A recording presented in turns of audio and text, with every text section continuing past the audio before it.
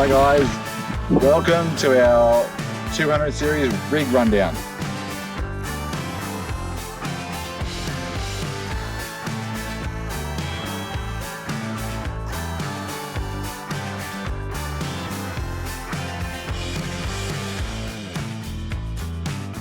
We originally had a 70 series, before that 100 series, but the 70 series is the last video that you saw of us doing a rig rundown.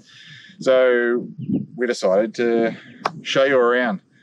You saw our Bushtracker. This is the thing that tows it around the country. It's bloody tops. From our 70 series, Dusty, she was rough.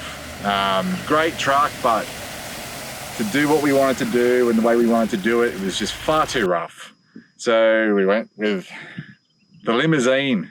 You know, she's basically a luxury vehicle by comparison. A little bit more power, it's an automatic, and it's tops. So she pulls the bush real easy most of the time. If there's a headwind, forget about it. But let's go through it. I'll show you all about it, eh? When we bought the 200 series was what, May 2020.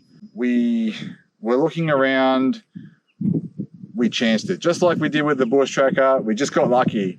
Starting to wonder when our luck's gonna run out. We drove past a dealership, found it, and we just traded it in. It was actually a really good deal. We only changed over about 7 grand. So we got a much better vehicle. Trading in a Landcruiser for a Landcruiser is a pretty good idea from the sounds of it. When we got it, really didn't have anything on it, except for a non-winch compatible ARB Bullbar. I wanted a Bullbar, but I wanted a winch as well, so it had to go. So we replaced it with the Ironman Premium Bullbar with the monster 12,000 pound winch. Really, really good bit of kit. Like, they are completely underrated. I think the price is right. It's good quality gear. You really can't go around them. So far, it's been tops. We use the running lights most of the time. We don't use the spotlights like all the time because we just don't drive at night. But when we do, they are tops. They're a 7-inch blast phase. They're all the light we really need so far, touch wood. We haven't used the winch yet because I haven't needed it yet. The 200 series, particularly up in the Flinders, the 200 series was just monsters over everything. As you can see as well, we've got 2 aerials. Why? Well, one of them's actually our cell fly. So we're out and about, we want some good signal. We don't always have it. This bad boy here actually just boosts the signal, and that's what we've got it for. So far, we've been fairly happy with it, haven't we? Yeah, it's been pretty good so far, and it just boosts the signal that you've currently got, so it helps. So far, money well spent. I would recommend it for a touring rig, keeping in mind this is a touring rig. It's a bit of an all-rounder, but it's a touring rig. It is built to tow a big, heavy caravan across the country. But having said that, it does virtually everything we want it to do. So it's a great all-rounder platform. That's why we chose it. Okay, so the next thing we've got is our Uniden 6090 UHF radio. We've had a few radios in the past. This is far more user-friendly in my opinion. We'll show you the hand controller inside shortly, but it's been very, very good, very user-friendly, and that's what we bought it for. It did have a combo pack, so it has the stubby aerial and the one you see in front of you, and it's dual purpose. So if I'm doing a lot of mountainous terrain, and I'm in convoy, I can chuck the stubby on. If I'm out in the flat where I am now, I can put that one on and it works a treat. So down here, we also have the 5,000 kilo recovery points. Little red knobs on the bottom there. Again, haven't used them yet, haven't needed to, but they're one of those things that I'd rather have and not need than need and not have. Another thing you'll notice on the bottom of the Bullbar is the bash plates. So So that actually comes with the premium Bullbar. And we've used it. It's a little bit touched up, and that was my fault. It's one of those things that I've done but I haven't done since. So learning curve. As part of the upgrades, we also got the RMAX Safari Snorkel. The reason why I chose that was because it's a wider snorkel, it has a greater airflow, and it seems to be working a treat. I usually run a sock on the head or on the ram, particularly when we're in South Australia on the dusty roads and even around here as well, where we are actually in WA. Again, one of those things that I would rather have and not need. For me, I view them as a raised air intake. You know, they're not necessarily a snorkel for your water crossings. It's often a way to get your air intake out of the dust. Doesn't always happen that way, but it does help, I find. That's why we chose it. Next thing too is the 33s. We are running a 285 7017, which is a Maxxis Razor MT. They're quite an aggressive tyre, but I find they're a strong enough compound to run your highway driving safely, and I don't have to worry about them too much. They're not noisy. I don't find them at all noisy. Having said that, that might be due to the soundproofing in the 200 series, because the old vortexes that we had on Dusty were loud, very loud. But that was because the 70 series has no soundproofing, nothing. It's just a rig. Anyway, so I chose these because when I'm not towing, I let them down. I was crawling up super loose, rough, rugged tracks up in Bendelby. They were fine. They've got no damage on them, virtually none. They've got a little bit of wear, but no chunking, no lacerations, no nothing. So far they have been a pretty good choice, you know. So I've got tickets on myself now. Like I've been pretty happy with the choices I've made so far. So when you're towing on a touring rig, you really can't go past towing mirrors. There's a few good ones on the market. The ones I've chosen. So I've chosen to steer clear of the clip-on or strap-on towing mirrors, because while you're saving a bit of money, I just find that there's something that can either come off while you're driving, or someone can just go, oh, I need some of them, a yoink, or they just break. We ended up going with the MSA. For me, they look standard when they're completely folded in. At the moment, I have the spacer part that just strengthens the arm, and at the moment, it doesn't look quite so factory because it is sticking out a little way. It goes out a little bit further by folding out like that, folding in, and then you can just push the whole arm in if the space is not there. They are tops. They're powered. They weren't excessively expensive. They were pretty easy to install. I did it myself, so if I can do it, seriously, anyone can do it. I'm not the sharpest tool in the shed.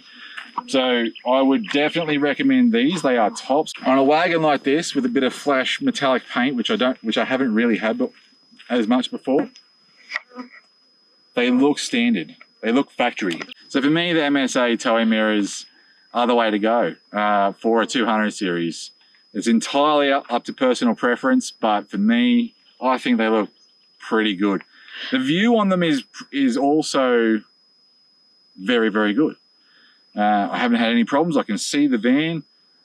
If I need to put them in, it's just as easy as other mirrors on the market. Another reason why we chose the MSAs is because the 200 series are quite wide. They're a good looking wagon, but they are quite wide, particularly if you're going down a fairly narrow track and you get your pinstriping and all sorts of stuff. So I didn't want anything to protrude further. There are other mirrors on the market that don't come in quite so much. When they're on the vehicle, they sort of do protrude. These, when I take the spacer out and I fold them right in, they don't protrude any further than the factory mirrors. That was really the main thing in choosing mirrors. When I want them to be out of the way, they're out of the way. When I want them out there doing their job, that's where they are and that's where they stay. I haven't had any problems with corrugations. They are a very, very robust little unit. So that's why we ordered them. Right, so on the roof, got this bad boy, which is a Wildlands rooftop tent. It's low profile, very light, and it's kind of wicked. The reason why I say that is because it's a hard shell, but the tent itself is encompassed by an aluminium shell, which means it protects the tent itself with all the rain, with all the dust. We're driven through, you can't see a little bit on it. It's bloody tops. It weighs about 50 kilos. So when you're traveling full time, you have to think about weights. And for us, an old style clamshell or other hard top rooftop tents on the market, they're a little bit hefty. They are really good. But we found that this one is not only really good, but it's light. And there's plenty of room for us. And it fits you. And it fits me. I'm not, a shrinking violet, so that's the important thing for me. Also, on the Wildlands rooftop tent, you probably noticed that it has channels on the side. Well, they're a pretty good thing. So on the top half of the shell, you can actually slide in roof racks that sit on top of the shell and click onto the side of it. You can carry more solar panels, a jerry can or two, swags, whatever you want virtually, without exceeding your weight limits. Rooftop tents on the market that can do that. For us, it was a no-brainer. You can actually see right in through there. Because of the hard top, we've actually drilled through it, Sigma flexed it, and mounted our 170 watt hardcore solar panel. It's also fairly lightweight, it's very, very strong, and it's doing the trick so far. We use that to run our fridge and our inverter. On the other side too, you can actually, because of those channels, you can actually mount an awning. We bought all these things, the rooftop tent, the awning, and the storage boxes through Drifter. They supply Wildlands, and they're virtually a one-stop shop, or at least they were for us, because you could go in, get your awning, get your rooftop tent, your power, your box, all set up, all under one roof, which for us was pretty good. We don't usually do that, so that's saying a lot. And it also didn't really break the bank. It wasn't cheap, but it wasn't exorbitant.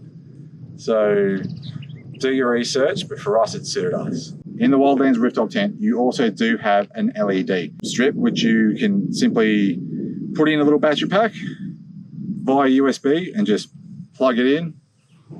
You got light. But because there's windows on all sides except for the back, but as you can see, there is a hatch that zips down underneath the shell. It's very breezy. There's plenty of ventilation. We haven't actually slept in it yet.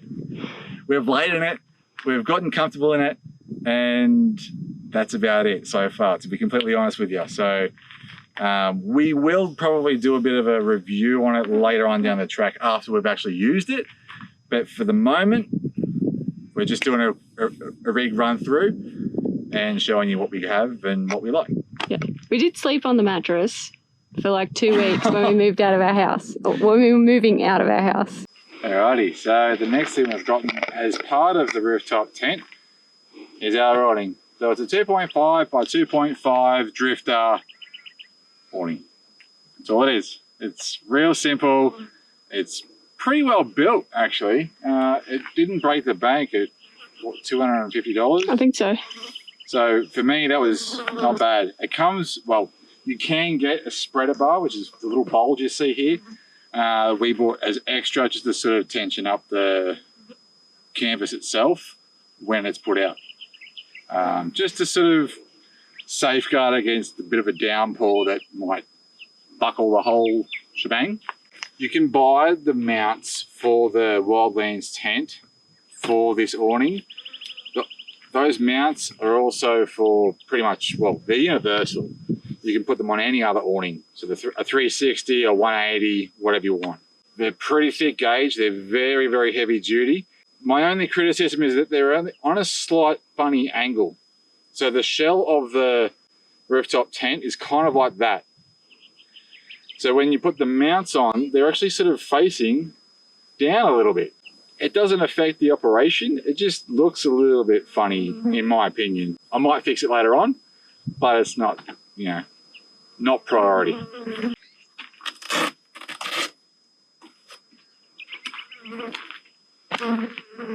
Very simple. Took me maybe a couple of minutes. They are a must-have. You really have to have one on a touring rig because they just give you a little bit of extra shade.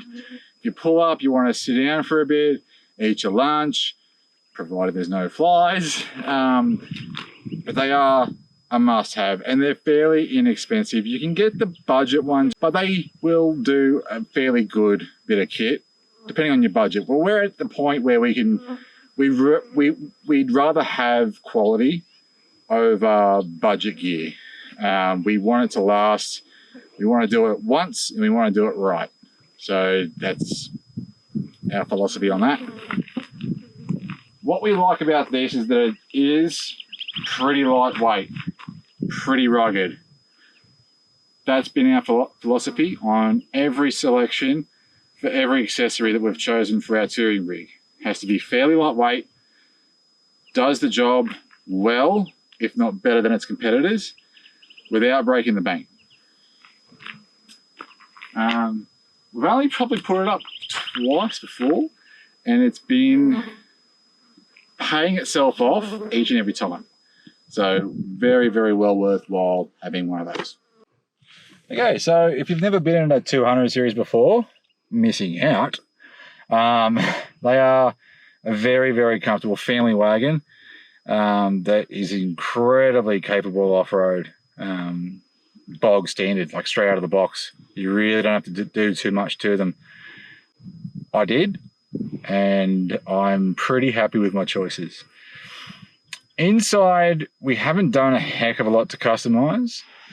All we've done, and I'll start from the top down, is the Safety Dave reversing camera. So, or driving camera, whatever you want to call it. I would highly recommend, if you are towing, having a camera on the back of your van. It's been such a positive improvement on the way I drive and share the road with others. And also just it kind of makes me look like a bit of a pro when I'm reversing the van. So it makes me look like I know what I'm doing, which helps, you know. There are a few different styles that you can do. Safety Dave offer a screen that sort of just mounts to your dash. I didn't want to go that route purely because I didn't want holes in my dash. There are a few other things that, you know, that suction cap to the screen, to the windscreen. I didn't want that either because I already had the TPMS on the window screen already. So what I opted for was a screen that mounts or basically zip ties to your existing rear view mirror. This screen in particular does actually, it is reflective. It does actually work as a rear view mirror. It's not quite as good as an actual mirror, but for me, it's the best of both worlds. So when I'm not towing, I can use it providing there's clear view, which there isn't. So I don't use it, generally speaking, as a rear view mirror, but as a rear view screen for the Caravan. It is phenomenal. And it's really easy to use. It's simply an on and off button, volume up, volume down, and a mode. You've also got split channels. So I can actually add, and I probably will at some point, add another camera at the back of the van. The reason being is that our current camera is facing sort of down. When people come up to overtake, I can actually see them, but I can't see them coming up further, more than, what, 20 meters? So it's not bad for reversing into a spot, but it's not ideal for driving. I would like to have one that's showing me a greater distance behind me to see what's coming up, so I can anticipate them and go, righto mate, all good to come through. Next thing we have is our TPMS, or Tyre Pressure Management System. Again, this is something that I would highly recommend for anyone towing, anyone touring and traveling around the country. It's saved us a couple of times already. Sometimes when you get a flat, particularly on the Caravan, you don't know it's happened until you see sparks flying out or rubber flying, or, you know, it's basically too late. For us, we picked up a nail in Coober Pedy and we're down the road from Coober Pedy heading north, and I noticed that the pressure on the screen on one of the tyres was at 11 psi. Uh-oh.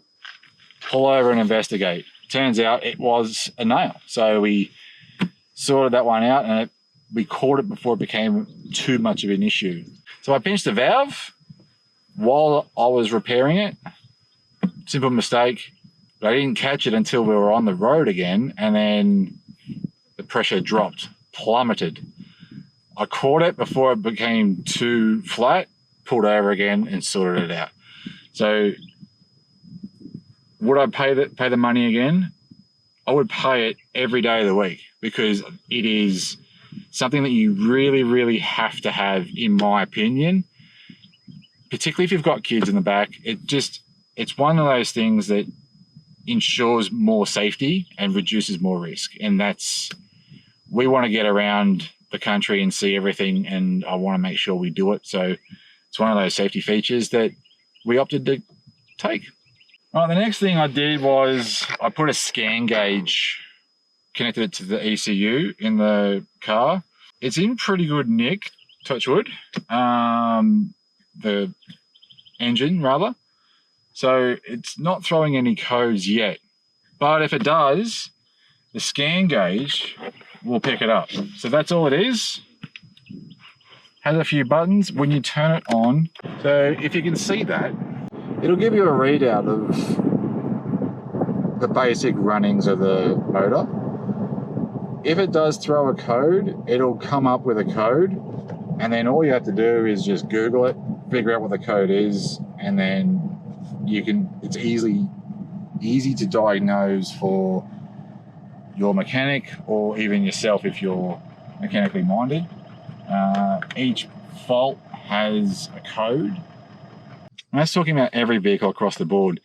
I would, again, highly recommend getting one of those units. There are a few on the market.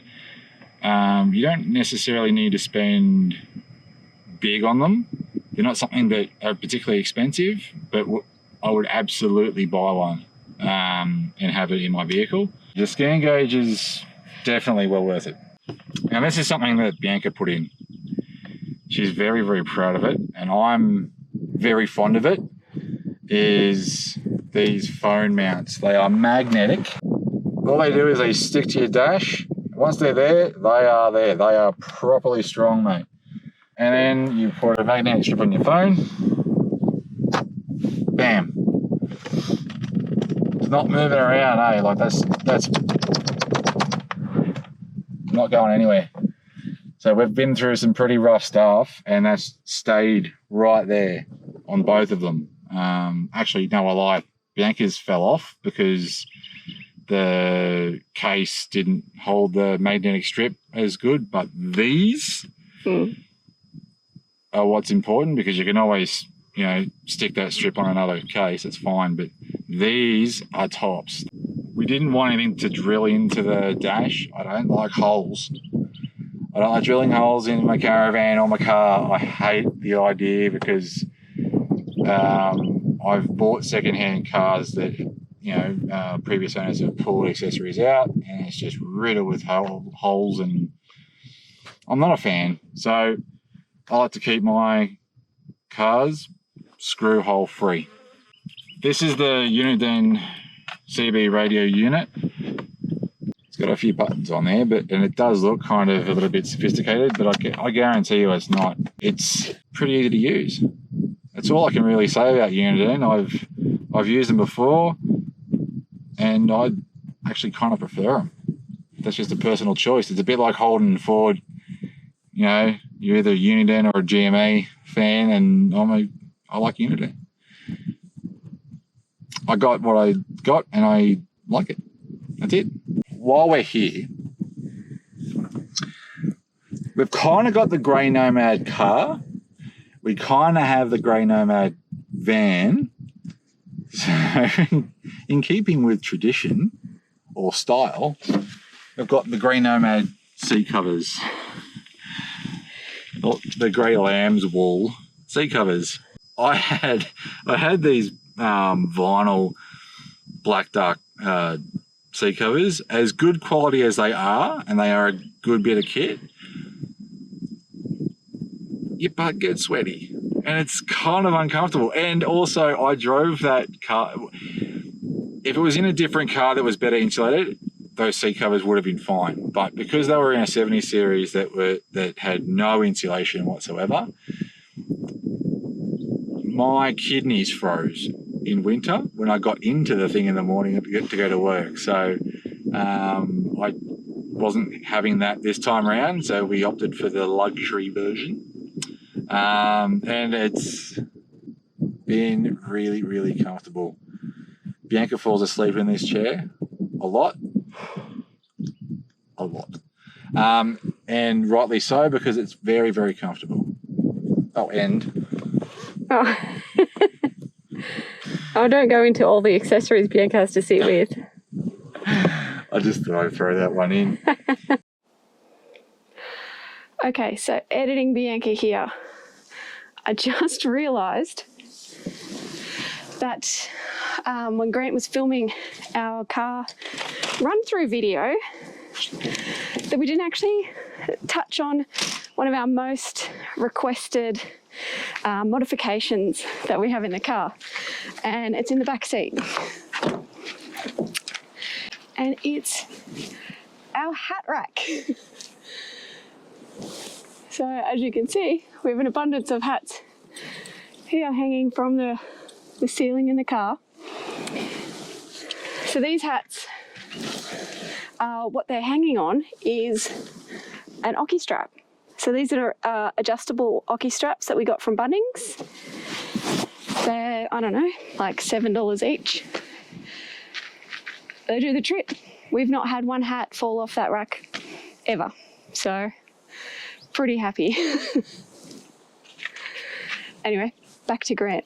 All right, so now that we're back here, I'll show you this part. So this is the DO35 hitch pin. I love them. I reckon they are by far, the DO series is by far the best hitch in Australia. That's my opinion. They are easy to use. They are very well built. They are almost faultless. I would say faultless from the ones that I've used. And this thing has been tops. Very, very strong, very well built. And I would 100% get one on any van or any trailer that I tow. Really easy to line up, really easy to hitch up, and you're on your way. There's no fiddly bits or whatever. It's just verse up, drop it on, and off you go. When you're towing in Australia as well, there's a big risk of stone chips, and you're going along dirt outback roads. There's heaps of this stuff. At any speed, they're going to do a fair bit of damage to your undercarriage, and I want to try and minimize that as much as possible. There are a few different options on the market: stone stompers and rock tamers. For me, I reckon they're probably both really, really good, and we haven't had any problems with this one. I was going to get the stone stomper. I think For me, I decided to try this one first purely because I didn't really like the idea of undoing the clips on the curtain or the hammock or the tarp, whatever you want to call it, that actually does the job of suppressing stones every time they're pulled up. Whereas this one, I just unhitch and it comes with me and it's not in the way. So, or if I want to get into the back of the car while the van's hitched up, I'm not having to step over it or unpin it to get into the back of the car. That may not be an issue for people that actually own them. I might be wrong, but in my mind, that was just sort of a no-brainer. It was a bit easier. I spoke to the guys at Stone Stumpers and they were super helpful. They are a great company. Their product might be perfect for you, for us, and they might be perfect for us later on. But at the moment, that's what we've gone with. So far, it's been great. I have noticed a huge reduction in stone chips and stone movement whilst driving. I think they kind of look pretty good too. They kind of make the back end of the 200 pretty tough. Actually, they're not heavy. They're well built. For the money, I think that they're the type of item that you buy once, and for good reason, because they are built well. You spend the money once and that's it. You never have to spend it again. They from what I know of, they don't really fail. So I didn't mind forking over the $500 for it. I did at the time, but now that I'm using it, not a single bit. They are great. They are really, really good. All right, now for my favorite part of the car, which is the box in the back. Okay, so it houses all my gear, all my tools, all my recovery gear, camping gear, stove, max treads, and our fridge. Now, as we've told you before, or mentioned before, on top of the Wildlands rooftop tent, we have our 170 watt hardcore solar panel, which is powering our Enerdrive 125 amp hour lithium battery. Best bit of kit, so good, definitely worth the money in my book. We're also running a 25 amp hour solar controller from Red Arc, and they are also a very good unit. So that system is also running our Waco CFX 65 fridge, and we bought this thing years ago. What year was it? 2012, Perth show. The 2012 Perth show. It hasn't really skipped a beat. The only time, okay, so the only thing that we've had wrong with that fridge is because it's quite a big fridge, it's thirsty. So it likes a nice big thick gauge cable. Well, in our old four-wheel drives and in our old camper trailer, we didn't have thick gauge. We probably had like 3 mil or 4 mil. It needs at least 6 mil cabling. So for any camper trailer manufacturers, make sure that your cabling is nice and sufficient for the big fridges, because we carry big fridges, not small ones, generally speaking. That was a task that we had to do, which, long story. Anyway, so our fridge, it's tops. We use that as a freezer. We don't need a fridge, but if we do need a fridge, we hit the road without the caravan, turn it down, it's our fridge. So, top little thing. So let me show you.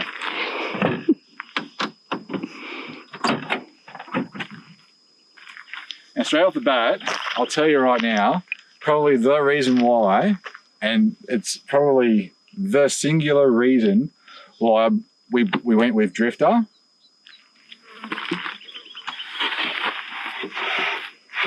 is me table. How good's that? Freaking love this thing. It is so good. We've had setups in previous four-wheel drives where we had to buy a cheap Bunnings table and just sort of put it underneath the chairs on top of the box, or next to the fridge or whatever. Well, not anymore. It's so good. It's built for that box. That mechanism there stops it from rolling out. It's pretty simple, but very well made. So Drifter, you guys are tops.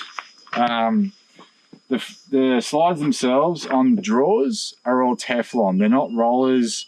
You don't have any mechanisms or any bearings that might give way. For me, they are really, really, really well made. I think they're 10 or 12 mil marine ply. It's all coated, it's all sealed, it's all carpeted. Very, very solid units. Right, so the drawers are so solid. Plenty of room for the fridge.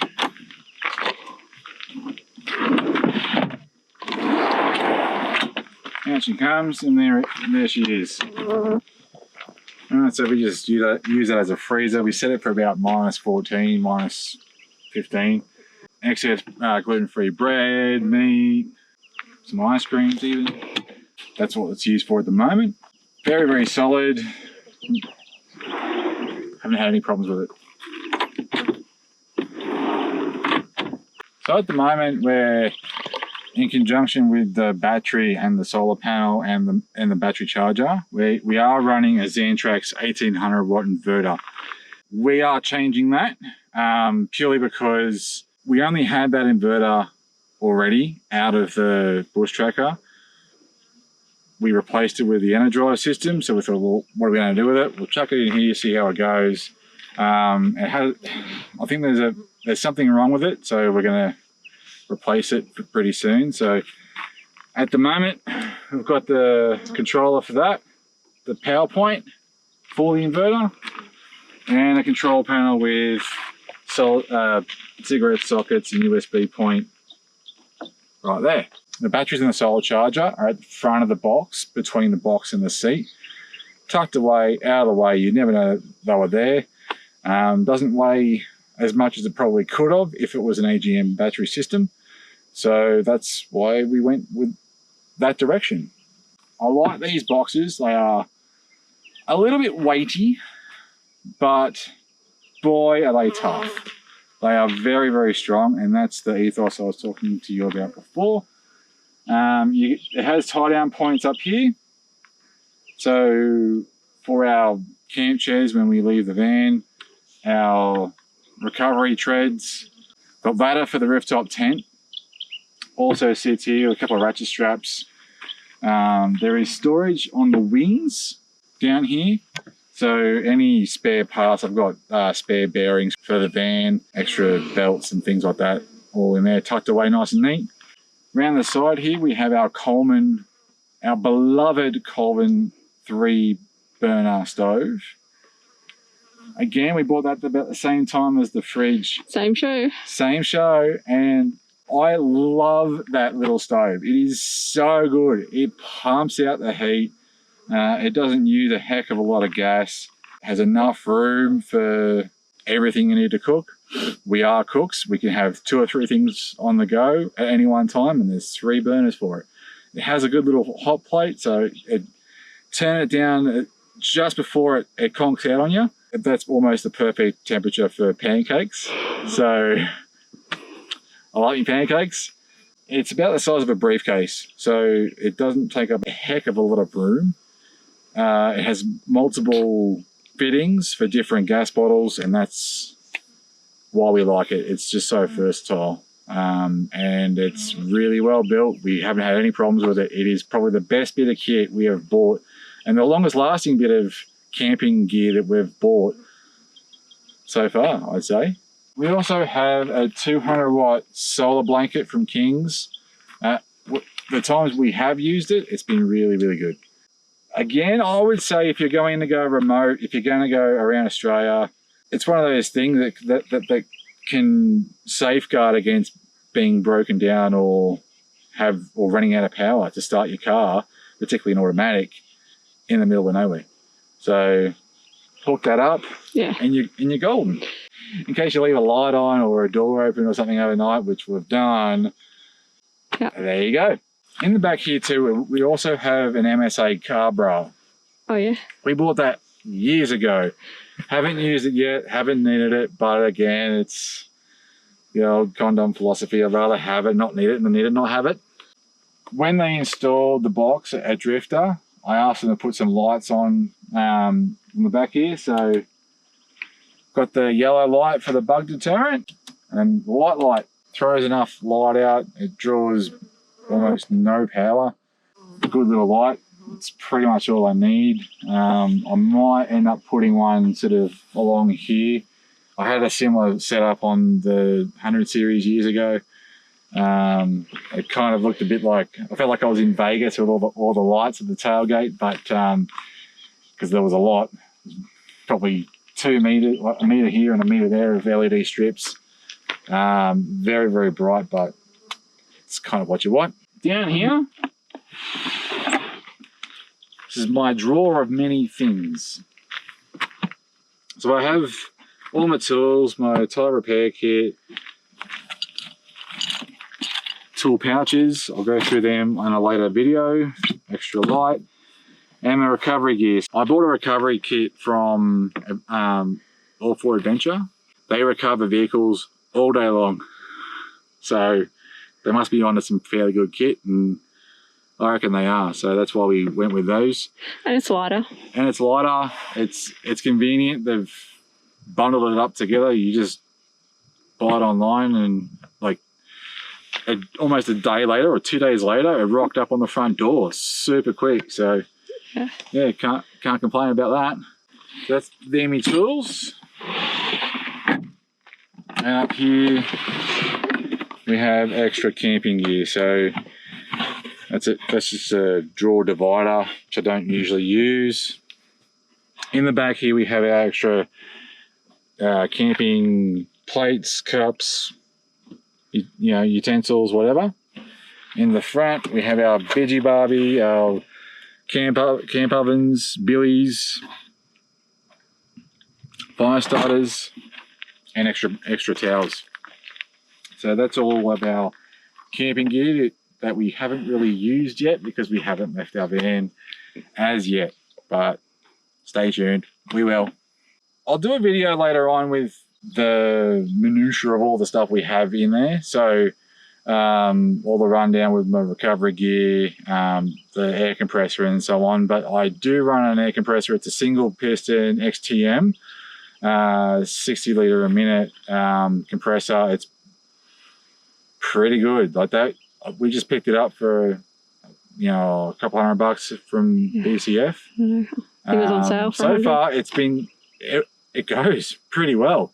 So I'll do a run through of all the extra gear later on. All right, so when you're also towing, you're probably going to need a bit of extra weight limits.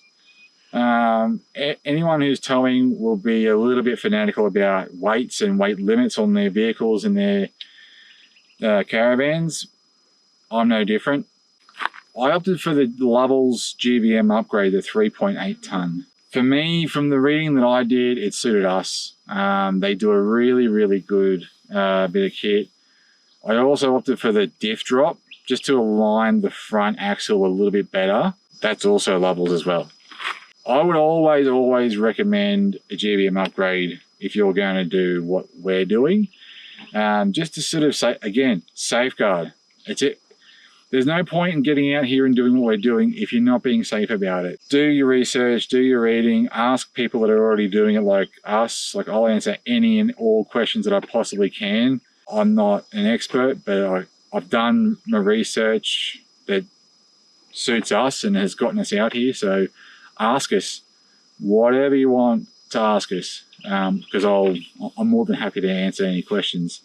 The GVM Upgrade is probably one of the first things you would think about if you're towing, I would say. And then your Tow Pro brake controllers and things like that. But the GVM Upgrade is very, very important. Another thing that we did for our 200 series is, because they're an automatic, those automatic transmissions work really, really hard. They work so hard, particularly in sand, whether you're towing or not. So I got a bigger automatic transmission cooler. Again, it's one of those things that because nothing's happened since I've put it in, it's like, what is it actually doing? It's doing its job because nothing's happening. So that's why we bought it. I just wanted to try and reduce stress on things that are working hard as much as I can. That's why we got the diff drop. That's why we got the automatic transmission cooler. That's why we got the GVM upgrade. Oh, and the Snorkel. I haven't even touched on the fuel filter and the catch can. So fuel filters and catch cans, I would 100% recommend you get them. There's a lot of things that add up. Okay, so all the things that I've recommended, and I've just realized there's a few things, none of them are particularly cheap, particularly when you bundle them all up. But if you're serious about getting out and seeing the country, please do it safely, spend the money, and just do things right. I'm not saying that I do everything right, because I do get things wrong from time to time. The things that I have chosen minimize risk and make this old girl work just that little bit better and for longer and hopefully safer. So transmission cooler, GVM upgrade, catch can, and a pre-filter. Not a particularly fine one, just one to get the bigger chunks of crap out of your fuel. You will end up finding some bad fuel eventually. So that's my tip. A water watch is probably also another good thing to have too. But we can go through that on another video. Thanks for watching, guys.